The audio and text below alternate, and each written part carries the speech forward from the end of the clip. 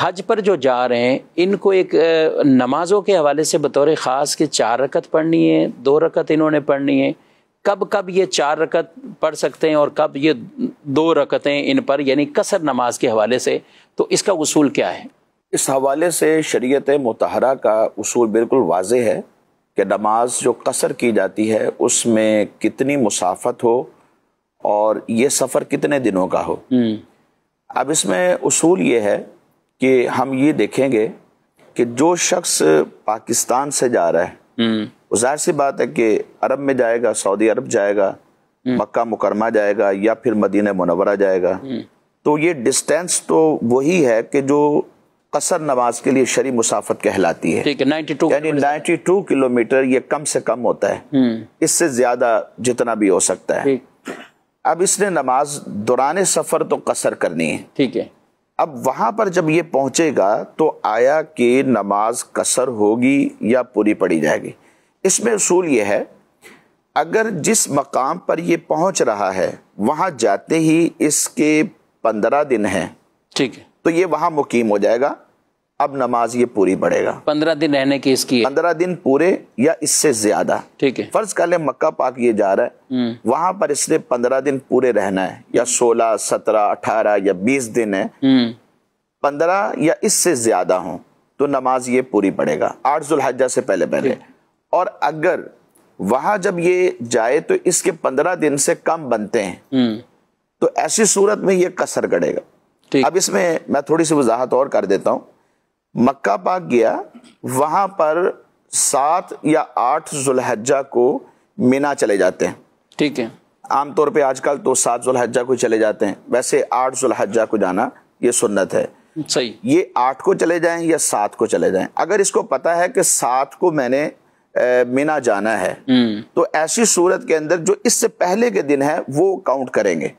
اگر وہ دن 15 یا اس سے زیادہ بنتے ہیں تو نماز پوری ہے، صحیح ہے۔ اگر وہ دن 15 دن سے کم بنتے ہیں تو پھر یہاں پر نماز قصر ہے۔ تو ایک تعداد ہوتی ہے کہ جن کو 20 دن مکہ مکرمہ میں مل جاتے ہیں اور پھر یہ حج سے پہلے ان کا شیڈول مدینہ منورہ کی حاضری ہوتی ہے، اور پھر حج سے یوں کہ مینا جانے سے 2-3 دن پہلے دوبارہ یہ واپسی آ جاتے ہیں، یعنی مکہ پاک جائیں گے تو 15 یا اس سے زیادہ دن ہو جائیں گے، اور وہاں پر یہ نماز پوری پڑھیں گے۔ پھر اس کے بعد اگر یہ مدینہ پاک چلے جاتے ہیں حج سے پہلے تو وہاں پر بھی زیادہ سے زیادہ 10 دن ہوں گے، 8 دن ہوں گے، 11 دن ہوں گے، 12 دن ہوں گے، یعنی 15 دن سے کم ہوں گے، تو مدینہ شریف کے اندر بھی یہ نماز جو ہے وہ قصر کریں گے کیونکہ 15 سے کم آ گیا، ٹھیک ہے۔ اب جب وہاں سے واپسی آئیں گے تو پھر اب لیمٹ دیکھیں گے کہ کتنی ہے، صحیح۔ اب انہوں نے مکہ شریف پہلے آنا ہے اور پھر اس کے بعد مینا، عرفات اور مزدلفہ جانا ہے، صحیح، تو ان کے دن کم ہوتے ہیں، صحیح۔ اگر تو یہ کم بنے، 15 دن سے کم بنتے ہیں تو پھر وہاں پر نماز قصر ہوگی۔ قصر، یہ قصر کتنی، یعنی تمام میں نمازوں میں، یا